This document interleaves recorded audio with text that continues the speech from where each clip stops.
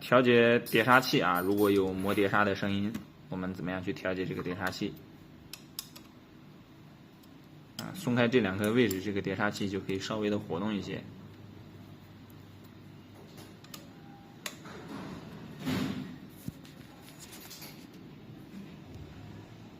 然后我们去调这个位置，可以用肉眼判断，肉眼看它，确定它不会磨到，再给它拧紧。